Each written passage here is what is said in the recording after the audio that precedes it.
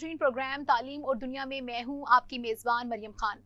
नाज़रीन, आज हम अपने प्रोग्राम में बात करने वाले हैं उन बच्चों के बारे में और उस इंस्टीट्यूट्स के बारे में, एजुकेशन सिस्टम के बारे में जो ये अपना फोकस रखते हैं कि जो नंबर्स की रेस है उस पर किस तरह से जो है काम किया जाए। बच्चे जो हैं नंबर्स की रेस पर दौड़े चले जा रहे हैं और इनको बिल्कुल भी ये नहीं पता कि जो स्पिरिट है लर्निंग की वो कितनी ज़्यादा इफेक्टिव हो सकती है, लेकिन इसको इग्नोर किस हद तक किया जा रहा है और इसका अफेक्ट जो है वो मुआशरे पर किस तरह से पड़ रहा है और इन फ्यूचर पड़ सकता है। इसी हवाले से आज हमने अपने प्रोग्राम में जो दावत दी है वो इमरान रियाज मलिक को दी है, उनसे हम जानेंगे उनकी क्या राय है। अस्सलाम वालेकुम सर। वालेकुम अस्सलाम जी, thank you very much for inviting me. जी सर, बहुत शुक्रिया आपने हमें प्रोग्राम में ज्वाइन किया। सर, मैं सबसे पहले आपसे ये बात करना चाहूँगी कि हम अगर एजुकेशन सिस्टम में बात कर रहे हैं, हम देखते हैं कि जो बच्चों का रुझान है वो नंबर्स की रेस पर ज़्यादा नज़र आता है। अगर हम स्पिरिट ऑफ लर्निंग पे बात करते हैं वो कहीं नहीं है। आप ये बताएं कि मुआशरे पर इसके असरात क्या होंगे इन फ्यूचर में अगर एजुकेशन सिस्टम ऐसे ही चलता रहा? सबसे पहले तो मैं ये कहूँगा कि जी ये बहुत एक अच्छा और पर्टिनेंट क्वेश्चन है जी। जिसको मुख्तलिफ स्टेक होल्डर्स की तरफ से आंसर किया जाना चाहिए। As a educationist I am working as associate professor in Iqra university, जी। और since I'm also looking after the research programs of undergrad, grad and PhD levels. तो मैं ये देखता हूँ कि आपका जो क्वेश्चन है with respect to number race का, ये बिल्कुल ठीक है। जी। इस क्वेश्चन है डिस्कस होना चाहिए, और इन द लॉन्ग रन इसके क्या असरात हैं इसके ऊपर भी बात होनी चाहिए। बिल्कुल। किसी भी सोसाइटी को तब्दील होने के लिए वक्त लगता है, इट टेक्स टाइम, और ये नस्लों का मामला होता है। जी। ये कोई दिनों का या महीनों का या सालों का मामला नहीं होता। जी। ऑन द अदर हैंड ये भी कहते हैं कि जो हमारे स्टूडेंट्स हैं वो हमारा असासा है, और असासा हम उसको कहते हैं जिसने मुस्तकबिल में हमें फ़ायदा देना होता है।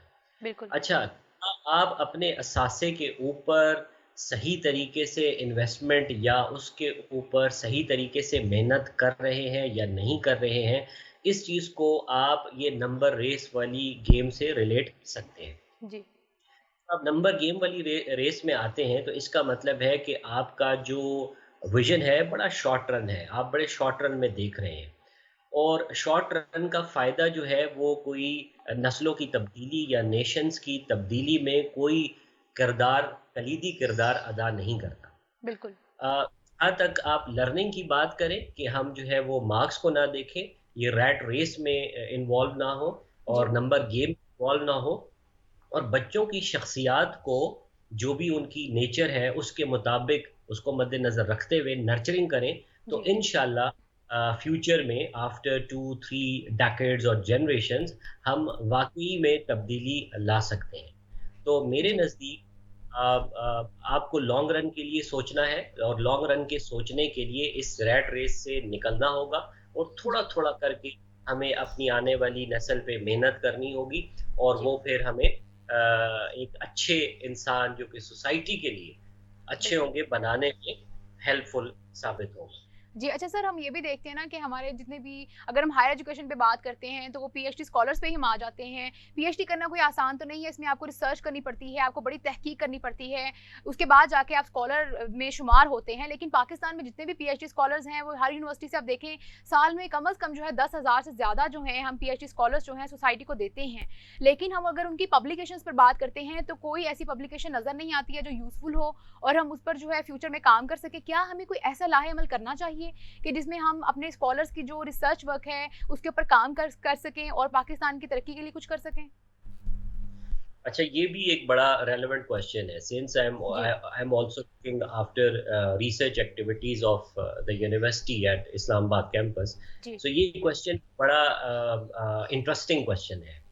पहली तो आपने बात की कि जी पाकिस्तान के अंदर जब हम पीएचडीज बना रहे हैं, जी। पीएचडीज बन हायर एजुकेशन पे बात हो रही है, तो 2004 एंड 2005 में जब ये एचईसी का किरदार सामने आता है, एचईसी डेवलप होता है, आई थिंक ये 2004 और 5 की ही बात है। जी। उससे पहले अगर आप 1947 से 2004-5 तक देखें तो आपको हंड्रेड्स में, I think 400-500, I don't know the exact figure, लेकिन कुछ इतने ही पीएचडीज मिलेंगे पूरे एकेडमिया के अंदर। जी, whether they were local qualified और फॉरेन क्वालिफाइड। जी, अच्छा, अगर आप बात सुने 2004 से लेके और अब वी आर इनटू 2021, और अभी तक अगर आप देखें तो ये फिगर कहीं 13,000 या उससे अबव जा चुकी है। बिल्कुल। तो इसका मतलब 2004 से लेके और जो 2021 है, जो तकरीबन 16-17 साल बनते हैं, इन सालों के अंदर हमने हज़ारों में पीएचडीज़ प्रोड्यूस कर रहे हैं।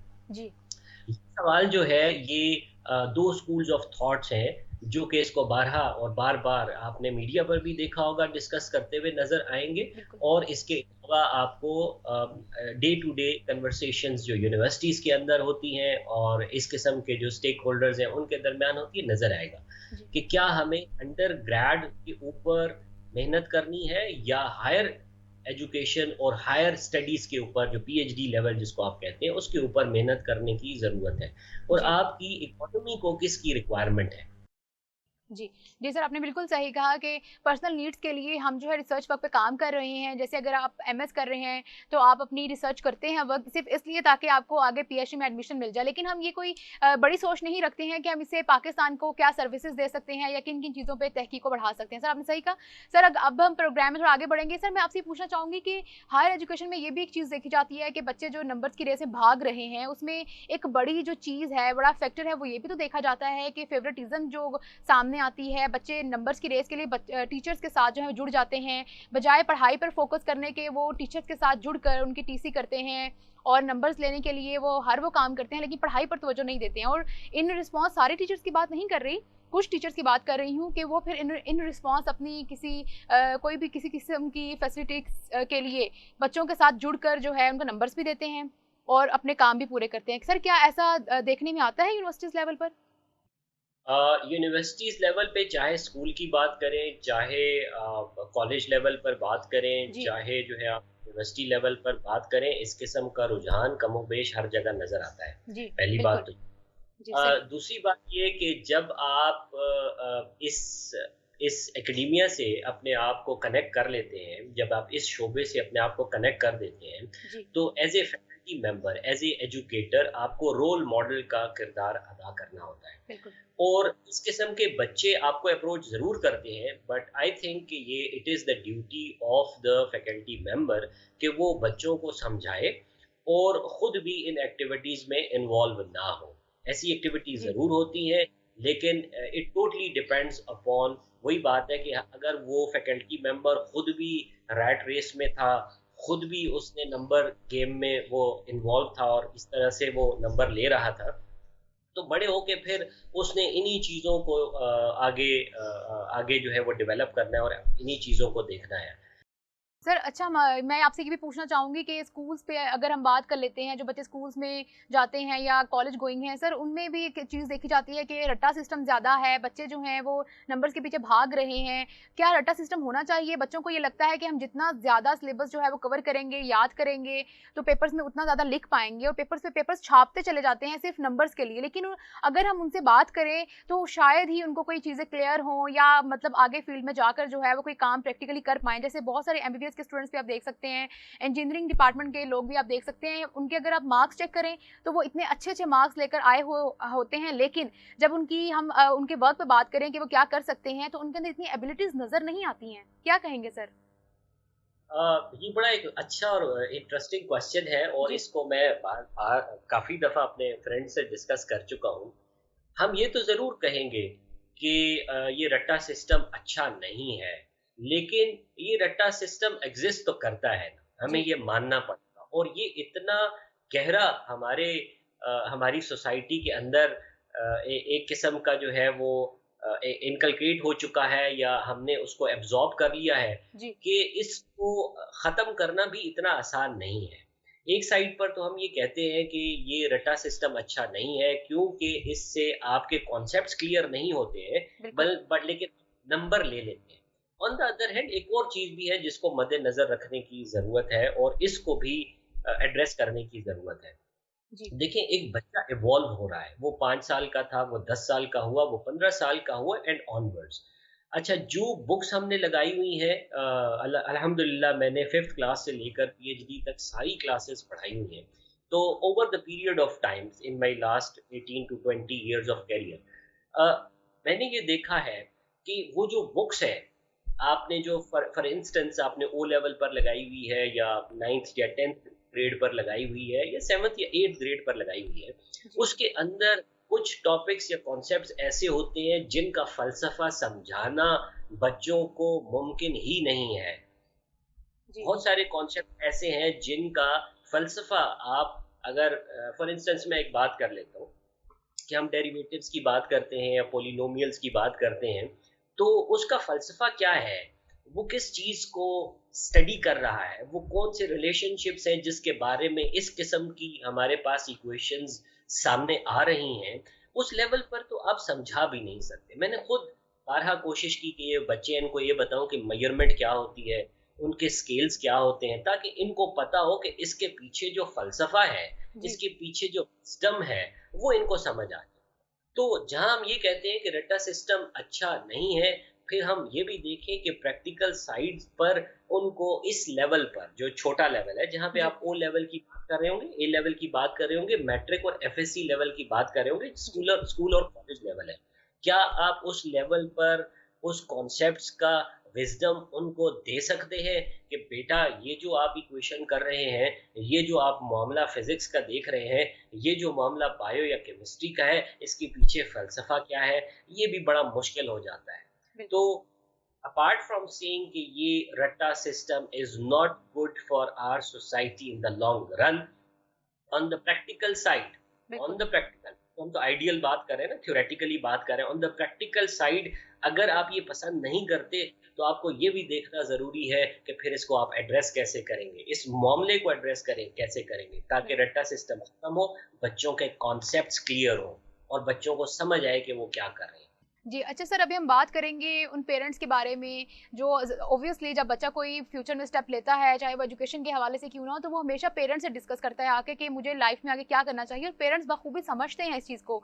लेकिन कुछ पेरेंट्स ऐसे भी होते हैं जिन्होंने अपना माइंड सेट किया होता है कि हमने तो अपने बच्चे को डॉक्टर ही बनाना है या इंजीनियर ही बनाना है या हमने पायलट बनाना है। हाँ, उनको फिर वो उसी लाइन पर लगा के रखते हैं, इवन कि वो ये केयर नहीं करते हैं कि बच्चा जो है ये बनना चाहता भी है या नहीं बनना चाहता है। तो बच्चे ज़हीन तो होते हैं, लेकिन उनका लैक ऑफ इंटरेस्ट की वजह से शायद ये भी एक रीज़न हो सकती है कि बच्चा जो है सिर्फ पढ़ना चाहता है लेकिन उसको समझना नहीं चाहता, क्योंकि उसके गोल्स हैं वो नहीं होते हैं या मैच नहीं कर रहे होते हैं जो पेरेंट्स के साथ वो मिलके जो है वो अपनी स्टडीज़ को कंटिन्यू कर पाए सही तरीके से। सर, क्या आप समझते हैं कि पेरेंट्स को समझना चाहिए इस हवाले से बच्चों को? अच्छा देखिए, जब हम एक थर्ड वर्ल्ड कंट्री में रह रहे हैं, तो हम जो कहते हैं ना कि हमारी बुनियादी ज़रूरतें क्या हैं, इंसान जी। अपनी ज़रूरतों के साथ जुड़ा हुआ है और उन ज़रूरतों को पूरा करना चाहता है। जी। अनफॉर्चुनेटली ज़्यादा फोकस हमारा जो है अपनी इकोनॉमिक जो नीड्स हैं, जो हम कहते हैं रैशनली स्पीकिंग कहते हैं, और रैशनली भी वो ग्रीड की तरफ चला जाता है। तो बिल्कुल। हम जब ये कहते हैं कि हमारी ज़रूरतें पूरी हों, तो वो ज़रूरतें पैसे से ही पूरी होती हैं, इकोनॉमिक्स के साथ ही वो जुड़ी हुई हैं। बिल्कुल। उस इस चीज़ को मद्देनज़र रखते हुए आप ये देखें कि जो पेरेंट्स हैं इस मुल्क के अंदर, उनकी ख्वाहिश क्या है, वो क्या देख रहे हैं? वो ये देख रहे हैं कि उनकी जो औलाद है, अब देखिए एक पेरेंट्स जब अपने बच्चों से मोहब्बत करते हैं, तो बिल्कुल। वो ये मोहब्बत का एक एक्सप्रेशन ये है कि वो उनको उस फील्ड में लेकर जाएँ कि जो पेरेंट्स के जाने के बाद भी अपने आप को बच्चे सस्टेन कर सकें। बिल्कुल। सस्टेन करने से मतलब ये है कि बच्चियाँ ख़ास तौर पर वल्नरेबल ना हों, कोई उनको एक्सप्लॉइट ना करे और वो इंडिपेंडेंट हों, बिल्कुल। और इसी तरह से बच्चों का मामला भी है। जी। अच्छा, अभी हम सर बात करेंगे, चलो ये तो छोटे बच्चे हो गए हैं जहाँ पर पेरेंट्स क्या है ज़ोर भी चल जाता है, बच्चे वो पढ़ भी लेते हैं जो पेरेंट्स उनको समझाते हैं। लेकिन अभी हम उस स्टेज पे बात कर रहे हैं, हायर एजुकेशन पे बात कर रहे हैं कि यूनिवर्सिटीज़ में आ गए हैं या एमबीबीएस डॉक्टर्स बन रहे हैं या इंजीनियर बन रहे हैं, उनको अभी भी यहाँ पर प्रेशर है। चाहे वो यूनिवर्सिटीज़ की जानिब से हो या उस मैनेजमेंट की जानिब से हो कि आपको टीचर्स की जानिब से हो कि आपको ये नंबर्स लेने हैं, आपका ये गोल है, अगर आप ये नहीं करेंगे आपको एक्सपेल कर दिया जाएगा। तो इसी सूरत हाल में वो बच्चे जो हैं वो दूसरी एडिक्शंस की तरफ चले जाते हैं। वो किसी किस्म की भी एडिक्शन हो सकती है, वो नशा भी हो सकता है किसी किस्म का, या कोई बैड एक्टिविटीज़ भी हो सकती हैं। तो यहाँ पर टीचर्स का क्या रोल होना चाहिए कि वो किस तरह से एडवाइस करें उनको, किस तरह से लेकर चलें, उनको समझाएँ कि आपका ये ट्रैक है, आपने इसी ट्रैक पे रह के पढ़ना है और ये नंबर्स के पीछे नहीं भागना। ये कोई इस तरह से गेम नहीं होनी चाहिए। हमने एजुकेशन को एक गेम बना दिया है कि आपने ये स्कोर करना है। तो क्या ये बेहतर तरीका नहीं है कि टीचर्स को अपनी ऐसी पॉलिसीज़ लानी चाहिए, इदारे को ऐसी पॉलिसीज़ लानी चाहिए कि हम बच्चों को समझा सकें कि उनके पढ़ने का मकसद जो है हकीकतन अगर देखा जाए वो है क्या? अच्छा, जब हम ये कहते हैं ना कि हम ये जो नई जनरेशन है, चाहे वो एमबीबीएस है या इंजीनियर है या यूनिवर्सिटी लेवल स्टूडेंट्स हैं, जी, कि जब हम बात करते हैं तो हम साथ ये कह रहे हैं कि हम अपने मुस्तकबिल को डेवलप कर रहे हैं। इन बच्चों पे मेहनत करने का मतलब ये है कि हम अपना ही मुस्तकबिल डेवलप कर रहे हैं। आपका सवाल ये है कि ये जो मुस्तकबिल हमारा है, ये जो हमारे बच्चे हैं, इनको राह रास्त पर कैसे रखा जाए? बिल्कुल। तो हम ये देखते हैं normal day to day life में, चाहे वो घर का मामला हो, चाहे ऑर्गेनाइजेशन का मामला हो, चाहे चाहे वो मुल्क का मामला हो, तो दो तरीके जो हैं वो यूज किए जाते हैं। एक कंट्रोल है और दूसरी साइड पर जो है थोड़ी सी फ्लेक्सिबिलिटी है। एक नरमी से समझाना है और एक सख्ती से समझाना है। जी, तो आपके सामने जो भी कोई मामला या प्रॉब्लम आता है, चाहे as a administrator in the university as well as a part of admin in the university as well, हमें भी ये मामलात बार बार सामने आते हैं। हमें इसमें भी कि मामलात ज़िंदगी की तरह इत्दाल रखने की ज़रूरत है। बच्चों को मोटिवेट करने के लिए, बच्चों को समझाने के लिए आपको एट टाइम सख्ती भी करनी पड़ती है और बाज़ औक़ात नरमी से भी मामला सुलझाने की ज़रूरत होती है। और उसमें इत्तेदाल कितना रखना है, ये एक अच्छे एजुकेटर की निशानदही करता है कि उसको ये पता है कि कितनी सख्ती होगी और कितनी नरमी होगी, क्योंकि ये कॉन्टिनम की 2 एक्सट्रीम्स हैं। सर अभी मैं आपसे पूछूँगी कि पाकिस्तान में कोई ऐसा सर्वे नज़र नहीं आता जिसमें हम देख सकें कि अभी हमें इंजीनियर्स की ज़रूरत है, तो हम ज़्यादा बच्चों को एडमिशन जो है इंजीनियर साइड पर दिया जाए कि वो इंजीनियरिंग करें और अपनी सर्विसेज दें। अभी जैसे कोरोना भी चल रहा है, हमें डॉक्टर्स की ज़्यादा ज़रूरत है, तो हमें बच्चों को ज़्यादा से ज़्यादा एडमिशन जो है वो इसी फील्ड में देने चाहिए। लेकिन हम दूसरी साइड पर ये भी देखते हैं कि हर साल जो है ये रेशो जो है एडमिशन का ये कम कम ही होता जा रहा है, बढ़ता नहीं है उस तरह से। क्योंकि अभी आप देखेंगे बच्चे जो हैं अगर स्कोर हाईएस्ट करते हैं 90s में जा रहे हैं, लेकिन कुछ ऐसे ज़हीन बच्चे भी हैं जो 80 प्लस में हैं, लेकिन उनको उस तरह से एडमिशन नहीं मिलता है। तो आप क्या कहेंगे कि इसमें हुकूमत का किरदार होना चाहिए, बजाए इसके कि हम बच्चों को दिल बर्दाश्त करें, जो 1-2 पॉइंट से रह जाते हैं, उनको एडमिशन नहीं मिलने चाहिए सर क्या? हमें इस चीज़ की ज़रूरत है पाकिस्तान में कि हम इस चीज़ पे सर्वे करें और बच्चों को उस तरफ लगाएँ ज़्यादा से ज़्यादा, वो अपनी सर्विसेज़ दे सकें, उससे रेलेवेंट जो है वो एक्सपीरियंस ले सकें? जो आपने ये क्वेश्चन किया है, इसको रैशनल और इर्रेशनल बिहेवियर के साथ अगर एसोसिएट किया जाए तो मुनासिब आंसर निकल सकता है। जी, रैशनल बिहेवियर तो यही है कि ये देखा जाए कि आपकी इकोनॉमी है, उसमें पॉपुलेशन कितनी है, आपकी जो major strengths of the country है वो कितनी है, इकोनॉमिक रिसोर्सेज कितनी है, पॉपुलेशन में चेंज कितना आ रहा है, आपका मज़हब कौन-सा है, आप में इसके अलावा जो आपका कल्चर है वो आपको क्या बताता है, और इन सारी चीज़ों को मद्देनज़र रख कर फैसला किया जाए कि किस डायरेक्शन में लोगों को मोटिवेट करना है कि वो अपना करियर डेवलप करें या ज़िंदगी डेवलप करें। सर जिसको मैं आपसे आपने ये क्वेश्चन सर मैं माज़रत के साथ सर मैं आपसे क्वेश्चन ही कर रही हूँ कि जैसे आप देखते हैं ना कि एमबीबीएस का अगर आप फॉर एग्जांपल इसमें ये होता है कि हर साल जो है वो रेशो हमेशा बढ़ता चला जाता है और बच्चे जो हैं वो हर साल रट्टे की तरफ जाते हैं कि हमने ये स्कोर करना ही करना है, हमने ये टेस्ट में स्कोर इतना करना ही करना है, चाहे वो कुछ सीखें या ना सीखें। लेकिन वो पेपर पास करने के लिए या उस एग्रीगेशन पे जाने के लिए वो हर ज़ोर लगा देते हैं, बेशक उसमें उनको कुछ समझ आए या ना आए। लेकिन फिर भी बहुत सारे बच्चे ऐसे होते होते हैं जो दिल बर्दाश्त होकर अपनी फील्ड चेंज कर लेते हैं और इवन कि वो शायद ज़्यादा ज़हीन हो और पाकिस्तान को ज़्यादा अच्छी सर्विसेज़ दे सकें अपनी फ़ील्ड में, लेकिन वो अपनी फ़ील्ड चेंज कर लेते हैं। सर मैं ये बात कर रही हूँ कि पाकिस्तान में जो एग्रीगेशन का जो मामला है, क्या वो एक ऐसा नहीं रखना चाहिए दरमियाना, जिसमें जो वो बच्चे जो इतने हायर स्कोर नहीं कर सकते 90 प्लस में, उनको भी मौका मिलना चाहिए ऐसी गवर्नमेंट की यूनिवर्सिटीज़ में जाके पढ़ने का, ताकि वो भी डॉक्टर्स बन सकें, आराम से इंजीनियर्स बन सकें। और जो हमारा जो रेशो है कि पाकिस्तान में ज़्यादा डॉक्टर्स नहीं है, इतने ज़्यादा कामयाब डॉक्टर्स नहीं हैं या इंजीनियर ज़्यादा इतने कामयाब नहीं हैं, वो सारे बाहर चले जाते हैं। तो ये आप नहीं देखते हैं कि पाकिस्तान को ये स्टेप लेना चाहिए कि एग्रीगेशन रेट जो है वो दरमियाना रखना चाहिए? अच्छा, ये इसी आंसर की तरफ मैं आ रहा था कि जी, जब मैं ये कह रहा हूँ कि रैशनली सोचना चाहिए गवर्नमेंट को, तो उसका मतलब यही है कि उनको ये देखना चाहिए कि सोसाइटी को कितने डॉक्टर्स की ज़रूरत है, ऑब्वियसली। कितने इंजीनियर जी, की ज़रूरत है और कितनी आपकी वर्क फोर्स अवेलेबल है। जी, ये तो एक रैशनल तरीका है जो होना चाहिए। अगला सवाल कि क्या ऐसा है या नहीं है? आप अपने इर्द-गिर्द नज़र डालें तो ऐसा आपको नज़र नहीं आएगा। बिल्कुल, और जब नज़र नहीं आएगा तो उसी के नतीजे में फिर आपको ये नज़र आएगा कि लोग या तो मुल्क छोड़कर चले जाएँगे और या फिर करप्शन के मामलों में इन्वॉल्व हो जाएँगे। तो ठीक है। जब आप गवर्नमेंट लेवल पर ऐसी पॉलिसीज़, ये थ्योरेटिकली स्पीकिंग एग्जिस्ट करती हैं और शायद किताबों में एग्जिस्ट अभी भी कर रही हों, जो गवर्नमेंट लेवल पर जो उनके पास डॉक्यूमेंटेशन है और जो उनके लॉज हैं और जो रेगुलेशंस हैं उसमें मौजूद होंगी, लेकिन क्या इम्प्लीमेंटेशन है वो नज़र नहीं आती, जिसकी वजह से फिर ये प्रॉब्लम्स हमें बार बार सामने आती हैं। जी। अब इसमें आप ये अगर एग्जांपल देख लें कि हर्डिंग बिहेवियर जिस तरह है कि अगर आपने बिजनेस एडमिनिस्ट्रेशन की तरफ लगा तो सारे बच्चे सारी अवाम वो बिजनेस एडमिनिस्ट्रेशन की तरफ जा रही है, कंप्यूटर साइंसेज में नजर आया तो सारी अवाम उस तरफ जा रही है, हेल्थ रिलेटेड कोविड इशू आया तो अब जो है हेल्थ रिलेटेड जो डिसिप्लिन है उनकी तरफ मूवमेंट है। तो ये इन द लॉन्गर रन देखने की जरूरत है कि किसी भी डिसिप्लिन की कितने वक्त के लिए जी। जरूरत होगी, उसके लिए जो है आपके पास वर्क फोर्स कितनी अवेलेबल है, ये बहुत सारे फैक्टर्स हैं जो डिटरमिन करेंगे कि आपको किस पोजीशन के लिए कितने लोग डेवलप करने हैं। बहुत शुक्रिया इमरान रियाज मलिक इस वक्त हमारे साथ प्रोग्राम में मौजूद थे। नाज़रीन, प्रोग्राम के इख्तिताम में मैं आपको बताऊं कि बच्चों को इस रुझान से निकालना चाहिए कि उनको कुछ बनने के लिए फ्यूचर में नंबर्स की ज़रूरत है। इस पर हुकूमत को भी काम करना चाहिए और इसमें जो बड़े जो फ्लॉज हैं उस पर ओवरकम करना चाहिए। अभी नाज़रीन, अगर हम हायर एजुकेशन पर बात हमने जो की है उससे हमने यही नतीजा अखज़ किया है कि हमें किन किन चीज़ों पर रिसर्च करनी चाहिए। ये हमारे जो स्कॉलर्स हैं इनको इस चीज़ का जो है वो मद्देनज़र रख कर जो है रिसर्च करनी चाहिए, ताकि हमारी जो आइंदा जो फ्यूचर में जनरेशन आएगी उसको इससे फ़ायदा हासिल हो सके और हम अपनी रिसर्च को मज़ीद आगे लेके जा सकें और उसमें पाकिस्तान की तरक्की के लिए काम कर सकें, क्योंकि पाकिस्तान में भी बहुत सारे ऐसे इश्यूज़ हैं जिस पर काम करना बाकी है और अभी तक उन पर कोई ऐसी रिसर्च हुई नहीं है। लोग जो हैं वो बहुत सारे ऐसे हैं जो रिसर्च करते रहते हैं, उनको जो मेन उनका मकसद ये होता है कि हमें आगे एडमिशन मिल जाए या हम बाहर चले जाएँ, हमारी जो पब्लिकेशन है वहाँ पर कंसीडर कर ली जाएंगी, लेकिन पाकिस्तान में जो है उनकी कंसीडर नहीं की जा रही और जो पब्लिकेशन पे पब्लिकेशंस हुई जा रही हैं वो सिर्फ अपने पर्सनल नीड्स के लिए हो रही हैं, लेकिन उसकी सर्विसेज नज़र नहीं आ रही। तो ये बहुत ज़रूरी अमर है, इस चीज़ को नज़रअंदाज नहीं कर सकते कि हमारी जो जनरेशन है आने वाली वो क्या, उनको क्या मिलेगा, हमारी रिसर्च से क्या मिलेगा और वो आगे क्या करना चाहेंगे और उनको कहाँ से स्टार्ट लेना पड़ेगा।